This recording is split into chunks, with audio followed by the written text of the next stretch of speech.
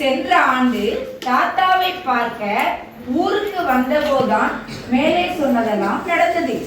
அதே நினைவுகளுடன் மீண்டும் தாத்தாவின் ஊருக்கு தன் அம்மாவுடன் வருகிறாள். போகும் வழியில்தான் குளம் இருக்கிறது.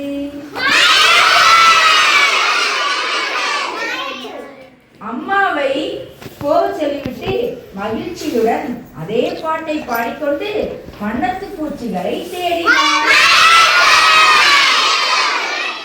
ஒரே ஒரு வண்ணத்து பூச்சி அங்கே இருந்தது.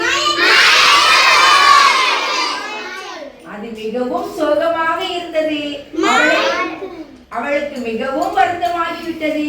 வண்ணத்து பூச்சியின் அருகில் சென்று, என் அழகான வண்ணத்து பூச்சியே, ஏன் சோகமாக இருக்கிறாய்? உனக்கு பசிக்குதா என்று கேட்டார். அதற்கு வண்ணத்து பூச்சி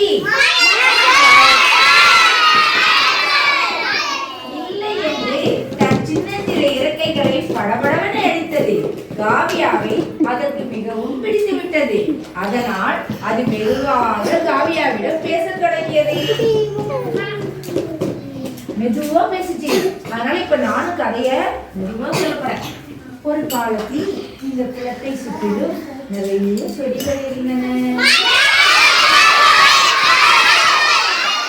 அதில் வண்ண வண்ண பூக்கள் எப்போதும் பூத்துக் கொள்ளும். அந்த பூக்களை சுற்றி நாங்களும் கூட்டம் கூட்டமாய் பறந்து செல்வோம்.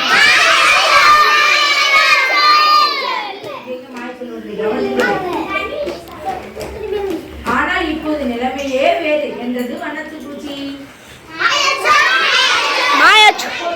காவியா குளத்தை கவனித்தால் தண்ணீர் வற்றிய நிலையில் குப்பைகளுடன் நன்றாக இல்லை.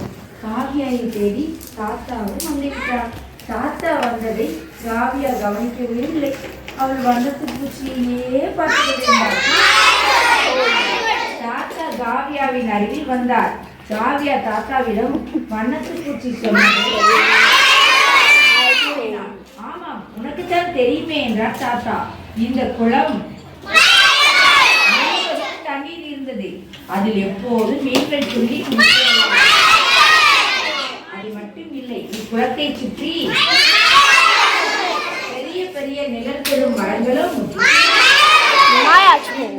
தண்ணீரும் குடிப்பதற்கு அவ்வளவு நன்றாக இருக்கும். குதிரை, மாடு போன்ற விலங்குகள் எல்லாம் தண்ணீர் குடித்து தாகம் தீர்த்து கொண்டன என்றார் தாத்தா. என்று பெருமூச்சு விட்டது வண்ணத்து பூச்சி. அப்படி இருந்த குளம் ஏன் தாத்தா இப்படியானது என்று காவியாவிடம், அதற்கு நாம் தான் காரணம் என்றார் தாத்தா. தாத்தா காவியாவிற்கு ஒன்றுமே புரியவில்லை. சிறு சிறியென விழித்தார்.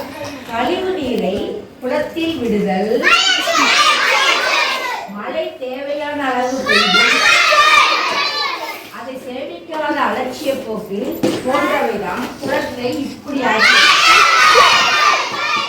மழை பெய்யும் போது மழை நீரை வீணாக்காமல் சேமித்து இருந்தால் இன்றும் அன்று போல இந்த குளம் இயற்கையோடு அழகாய் இருந்திருக்கும் என்று கூறினார் தாத்தா. எப்படியாவது வண்ணத்து பூச்சியை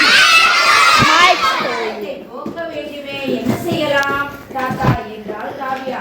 கவலை வேண்டாம், நமது ஊராட்சி மன்ற தலைவரிடம் உள்ளூர் இளைஞர்களிடமும் பேசியிருக்கிறேன். விரைவில் சரி செய்வோம். அடுத்த முறை வரும்போது வண்ணத்து பூச்சிகளுடன் நீங்களும் அக்காட்சியை கற்பனை செய்து பாருங்களேன்.